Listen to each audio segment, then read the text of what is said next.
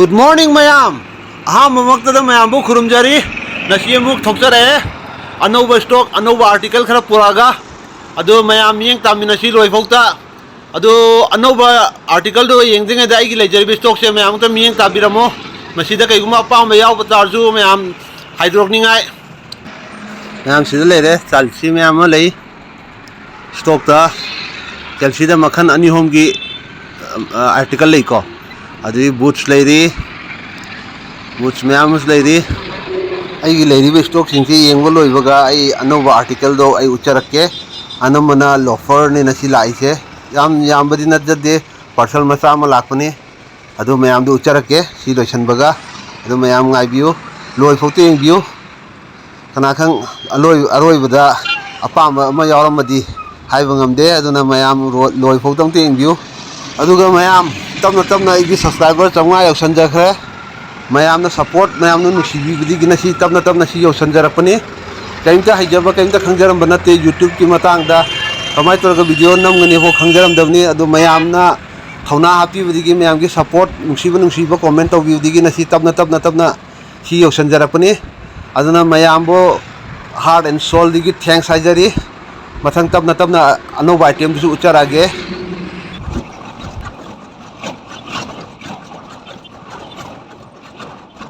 Mayam upay lite nong hitare aduna po chaisu loina manung da pusala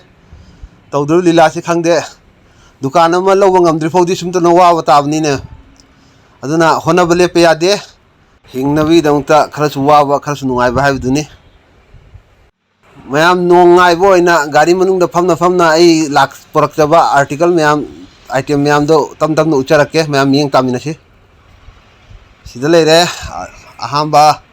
item article lofer ni kona si ki anam lofer na pujarapuni parcel yam chawa parcel na chade macha ni adu khara lakpudo mayam du chagen tawbni si yengo si lofer se yam phajabni 100% leather ni pure leather ni my sole my leather my finishing yam phajai quality yam maintain tawi Mayam yang untuk tabiu, my finishing my leather se hypet camera ada khang mangambra hypet view yang fajai my brand untuk ucarake silai brand juga my price na only 1,750 mayam lakpiro lofer pamba mayam lakpiro lofer khayo sanjare mathangda item si lere si su lofer ni si yam phajai masi 100% leather ni pure leather ni my finishing yam phajai my leather quality yam lai shining leather duni mayam ni ungta tabiu apam yaw di haidok pirak ningai amutang aigi leifam jaga du laaga mayam amutang lawdra hodang tang miyeng tabi ningai my brand si lere my price to same ni ko ngasai gi 1,750 duni aduga my sole quality am maintain toba genuine leather ni mayam lengsan bayani lofer pamamba mayam do next article si mathang jina si lejare si syam phajai shining leather ni pure leather 100% leather finishing eng view mayam kamai tawi tawdi ha dusu comment da angtang haibiramu comment drop tawbiramu mayam gi suggestion mayam gi support yam important oijari kaino di yam haising na tawjarak pa thabuk na jade aduna mayam gi support mayam na support pibirak padi tawjarak pa thabuk ni aduna mayam na takpiba tambi bodo adu hafet loksalaga tapna ai tawjarak pani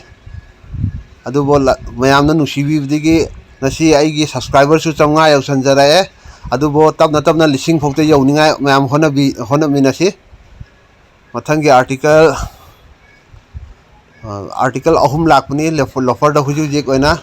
adong han utkibda video da utkibda mayamna adui pot item dong da han utpiro haiba item article am yauri masi gi article se masi am fajabni masi article se pure leather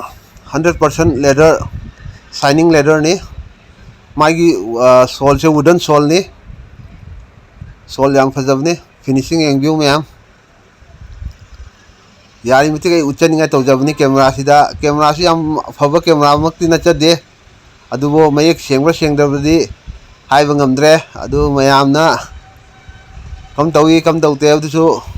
comment दुसु दुम हाबिरमु मयेक सेंगी सेंगदे अदुसु अदु तादे आई knowledge हम लाकनी अदु मयाम यंगो मसिगी item से print the लेसे 5499 ने अदु सुमनेगी आइना पिरे से 1750 ओनली मयाम लाक्सन बिरो याम फजबा आर्टिकल नि याम एकदम लोड यारक आइटम नते अदुदिगी आइटम अमा यावराबने nghan आइगी कस्टमर खरा सावरा चखिबा खरा यावरे थंबिरमु हारगा लेरमद्रे हाना अदु मयाम दा वारौबा यादे कैनदे आइसु योनगे हाना पुजरकुनिना लैबा मी हेक लैगे हायदा आइसु योनथोखिबने दुना कैगुम्बा थंबिरमु हारगा लेरमदबदा वारौबदो मदु तौबिनु लाक्सरे अमुक हन्ना पुराए मयामगी कहनी मयामगी ऑर्डर दो मतुंग इन्ना यम हन्ना पक्तरे nghangi sport shoes to ni yam yang be sport shoes to ai ucharake mayam nasi di khangde haksang su yam chokthai wa su am kan ngang ngamdre silere mayam saubiramba mayam ai gi nusidaba customer mayam do lengsan ba yarni mai gi weight sini ne yam yang ise mayam lâu từ trong từng bài viết này mình ngang từng hay đọc video mà cái article sẽ mai cái weight sẽ cái gì giàu được cái什么này không có tuồng cái mà lôi mà cái suốt sẽ tuồng một đó mà hay đọc video pot làm nè nó pot làm nè mà na among cái bài viết là anh tàu giờ đi vào thằng bốc xíu cái này support pi boy na mayamna amom ta pabiu magi print ucharake 4299 levini adu aina pijari dina sumnegi listing amuga chamunga only listing amuga chamunga aduga mayam kayani aigi customer mayam gi aigi subscriber mayam gi lupa chama discount adum le jari ko mayam matam chupada aigi subscriber mayam gi lupa chama discount adum le jarkani aina high price tu digi masina mayam khangbiba item duni aigi aina tawjaba thabuk ta khwaidigi kayani top point chachaba aduna mayam support over lepinu haina singna tawjaba nate aina wahi wata da soiba lang yaw khusu mayam agonda ngak thokpiu aroi bana khurumjari